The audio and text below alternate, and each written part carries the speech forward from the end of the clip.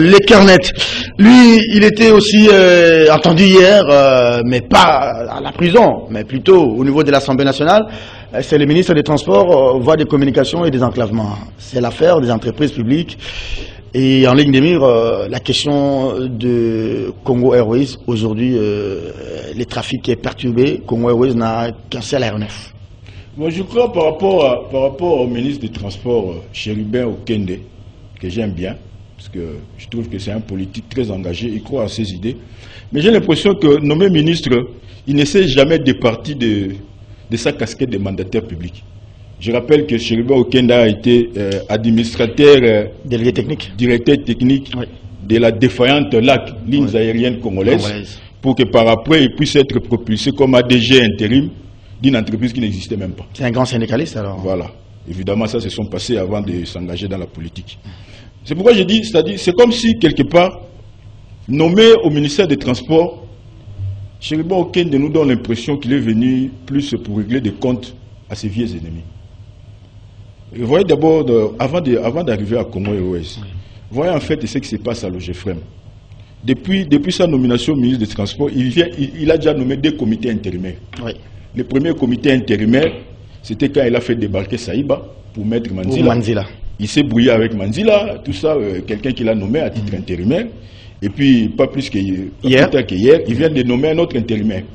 Lems Kamwanya. Voilà. Ouais. Donc déjà, rien que pendant les règnes de Chérubin, à l'OGEFREM, on a déjà 2 comités intérimaires. Et ça pose problème.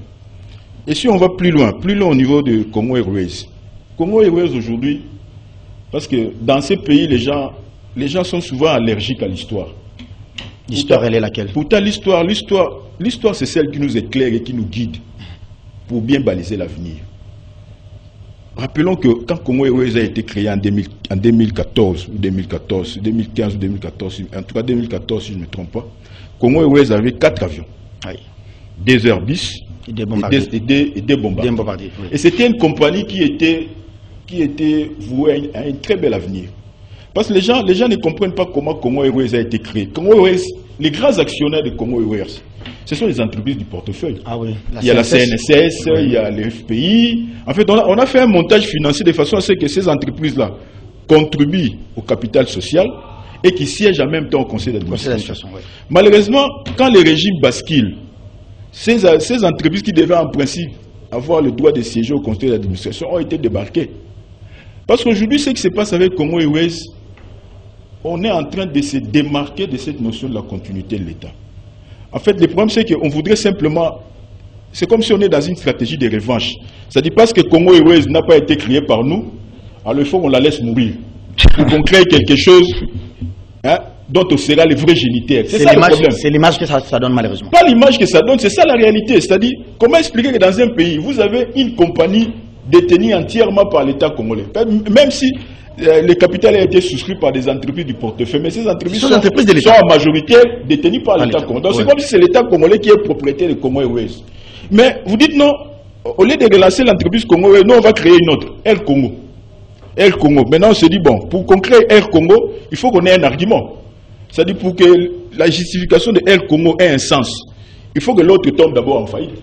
Sinon, on se dira, mais pourquoi vous n'avez pas relancé l'autre là, alors qu'il est encore en forme? Non, mais c'est quand même cynique de dépenser un Donc, moi, je ne suis pas d'accord avec vous. Moi, je suis convaincu, Serge, c'est-à-dire, il y a une stratégie machiavélique de condamnation à mort de Congo Airways qui est mise en place.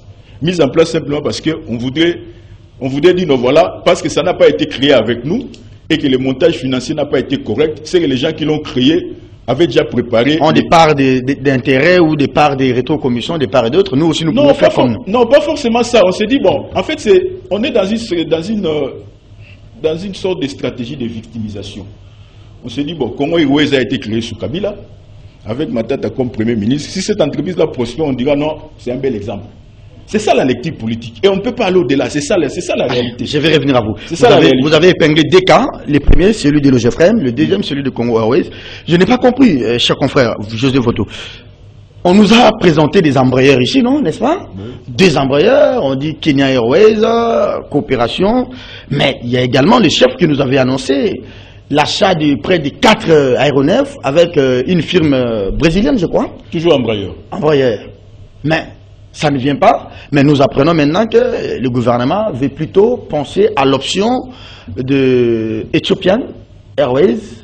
Je ne sais pas si vous avez suivi la réponse du ministre des Transports et Voies des Communications, mais j'ai comme l'impression aujourd'hui qu'avec Congo Airways, c'est la chute libre qui s'annonce, le mal est profond et on attend que son enterrement. Mais c'est vrai, mais ce que mon confrère vient de dire, c'est tout à fait vrai. Mais ça ne date pas d'aujourd'hui. L'histoire des compagnies d'aviation de l'État au Congo, ça a commencé depuis Air Zaïre, qui était une grande compagnie. Et vous avez vu, donc à chaque fois, à chaque génération, à chaque époque, on crée une compagnie qui vient mettre à genoux la compagnie de l'État. À l'époque, il y avait Air Zaïre, et lorsque Airlift apparaît, c'était avec tous les avantages techniques de Air Zaïre. Et aujourd'hui, Air Zaïre... Par contre, Congo Airways n'a pas bénéficié des avantages des lignes aériennes. Non, il y a eu l'AC. Oui. Il y a eu l'AC qu'on pouvait entretenir. Parce que depuis Air Zaïre a des techniciens qui ont été formés. Air Zaïre a du patrimoine. Mais on laisse de côté Air Zaïre, on crée l'AC. Et l'AC, et quand on crée l'AC, vous savez, Air Bora, qui était une compagnie prospère, a fait les frais par rapport à Air Bora. Oui. Et comme il a dit, après on dit non, là, au fait le problème c'est quoi? C'est pouvoir justement, comme il a dit, caser les gens. Donc le problème il est cyclique, hein? Il est cyclique. Après on crée Congo Airways, au lieu d'entretenir l'AC, ma tête à Dieu, il crée sa compagnie, parce que les autres là, je ne maîtrise pas, je peux pas placer. Il y a un passif lourd que je ne peux pas assumer. Oui, voilà. Mais aussi je dois placer mes lieutenants, mes gestionnaires, et puis il y a l'autre compagnie privée qui a fait le frais de Congo Airways. Aujourd'hui, ceux qui sont là veulent créer une autre compagnie. Mais le grand problème, c'est quoi? C'est que, comme on l'a dit tout à l'heure, par rapport à... que ce soit par rapport au... Mais c'est quand même cynique, hein? Excusez-moi de vous interrompre. C'est quand même cynique de penser qu'il faut tuer Congo Airways parce que nous allons créer notre Air Congo. Mais pendant ce temps, ce sont des Congolais pour qui vous êtes censé travailler, qui en souffrent. Moi, j'ai des membres de famille qui sont bloqués à Kisangani, qui sont bloqués à Guadeloupe, bloqués à Guémena. Mais parce que vous voulez arriver à un objectif, celui de mettre KO Congo Airways, et ça ne vous regarde pas. Non seulement ça, mais il y a des agents qui étaient dans Air Zaïre, qui étaient dans l'AC, qui étaient dans Congo Airways, qui sont toujours là, qui sont impayés. Ils sont là, ils ne connaissent pas leur avenir. Mais le problème c'est quoi? C'est que l'État congolais ne respecte pas ses engagements. L'État congolais signe des accords avec le Brésil pour acheter 4 avions. Ils sont incapables de payer même pour un seul avion pendant autant de temps. Ils signent des accords avec Kenya Airways. Et au bout de l'exercice, Kenya Airways se rend compte que mais non, mais ces gens ne sont pas sérieux. Ils ne sont pas sérieux, ils se retirent. Et maintenant, vous voulez aller vers Éthiopie.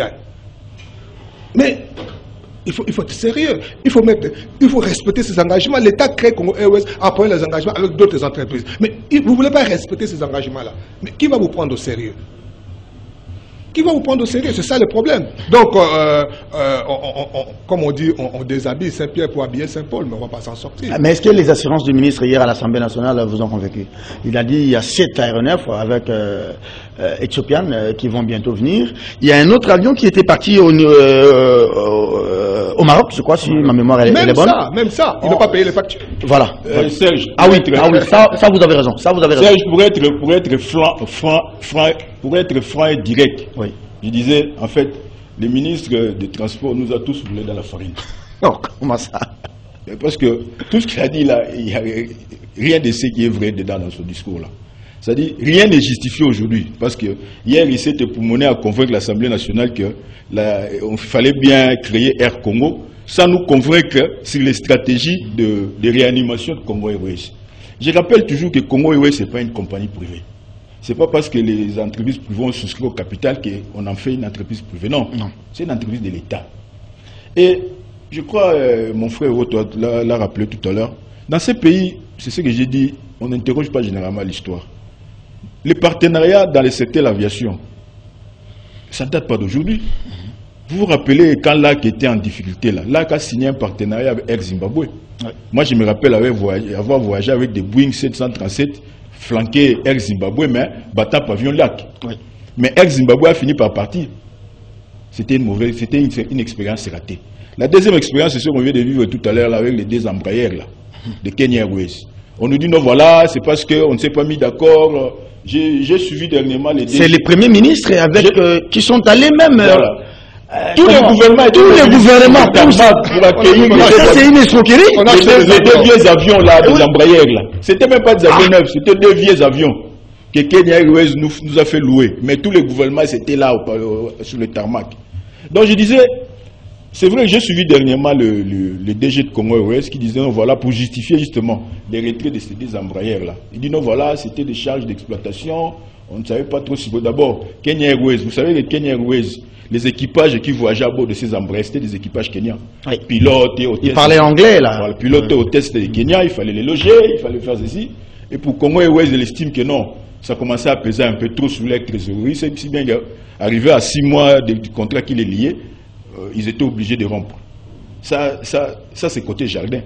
Mais côté court, on sait qu'on a été incapable d'honorer nos engagements. Ah oui. Comme toujours, comme on l'a fait avec Air Zimbabwe. On a été incapable d'honorer avec Kenya Airways. Maintenant, Chéribin Okende nous amène, je ne sais pas, un autre remède. Non, maintenant, on va conclure avec Ethiopian. C'est vrai que ce qu'ils veulent faire avec Air Congo, c'est dans les modèles d'Askai. Parce que Askai, c'est en fait une branche d'Ethiopian. Mais là, au moins, il y a quand même... C'est pourquoi je disais, je l'ai dit tout au début de l'émission, c'est-à-dire, dans un pays, quand même, il y a des normes. Chez nous, on doit... C'est pas une honte de le dire. Nous, on n'est pas un pays normal. Merci Faustin, c'est des termes trop forts. Et je vois très mal, après les expériences ratées de Air Zimbabwe et de Kenya Airways, comment Ethiopian peut s'engager dans un partenariat durable dans la création de Air Congo. Et le mieux à faire aujourd'hui, c'est de relancer Congo Airways. Malheureusement, relancer Congo Airways, aujourd'hui, Congo Airways ploie sous le poids d'un passif qui est très lourd. Aujourd'hui, l'entreprise a des dettes évaluées à près de 30 millions de dollars. 30 millions de dollars, là, qu'est-ce qu'on en a fait? Ça a servi à quoi? Comment l'entreprise en est arrivée à ce niveau-là? C'est tout le problème. C'est qu'aujourd'hui, même au niveau de Congo Airways, il faut qu'il y ait un audit sérieux. Comment une compagnie qui est partie de 4 avions doit se retrouver aujourd'hui avec un seul avion qui vole difficilement? Et même il y a des indiscrétions qui disent que non, même l'avion qui est en Tchèque là au niveau de Maroc, cet avion-là ne sait pas, il n'est pas dans les conditions de voler aujourd'hui. Parce que cet avion est en pleine cannibalisation. Pour que l'avion qui est resté ici à Kinshasa puisse voler, on a dit rapatrier certaines pièces de l'avion qui est au Maroc. Ça, c'est ce qui s'est dit. C'est pas possible. Et c'est pourquoi la facture au niveau des Tchèques est passée presque de 1 à 2. Du simple au double. Moi, je pose pas de questions. Les 7 avions ou les 4 avions qui viendraient, je pense 4 ou 7, qui viendraient d'Ethiopia. Pourquoi ces avions ne peuvent pas aller à Air Congo Airways? Pourquoi créer une nouvelle compagnie? C'est quoi l'argument? Parce qu'on voudrait que, en fait, la réponse est très simple, Voto. Parce que, tu vois, le pouvoir actuel, personne ne se retrouve dans les capitales sociales de Air Congo Airways. Si on crée Air Congo, on a la possibilité de jongler avec les capitales. Tel réactionnaire. Ok. Comme ça, tel peut avoir quelques pourcentages dans les capitales, tel autre. Comme ça, on se partage l'actionnariat. Mais ça, on peut miroiter ça aux dirigeants et ils sont prêts à mordre à la maison. Mais c'est ça qui se passe. Mais c'est ça, justement. Quand on te promène, voilà. C'est qu'on dit pas après Congo Airways, c'est la Rwandais. Ça sera Rwanda qui va prendre le vol domestique en RDC. Pendant que vous dites que ce sont installés à Goma. Mais déjà à Goma, tu es en retard. Déjà à Goma, c'est Rwanda qui assure la fluidité du trafic là-bas. À Lubumbashi aussi, ça fait Lubumbashi. Même à Lubumbashi. Après Rwanda, il y a aussi le Air Tanzania. Bientôt, ça sera Ouganda. Parce qu'aujourd'hui, si tu veux aller à Bunia, si tu veux aller vers la province de Bajouélé, autant prendre Ouganda, tu as enterré à Entebbe. Et puis tu prends la route, c'est plus facile. Très bien. C'est que de plus en plus, on est en train de perdre du terrain. Alors, et ce qui est encore grave, Serge, il faut qu'on se le dise. Nous venons d'adhérer à la communauté des États de l'Afrique de l'Est. C'est vrai qu'on a applaudi que non, voilà, c'est la diplomatie agissante du chef de l'État. Il y a 2 semaines, hein, j'ai vu ça. C'est la diplomatie agissante, mais on ne s'interroge pas sur les retombées économiques de cette affaire-là. Ces gens-là de l'Est, là-bas, le Rwanda, Ouganda, et ainsi de suite, ils sont déjà très avancés.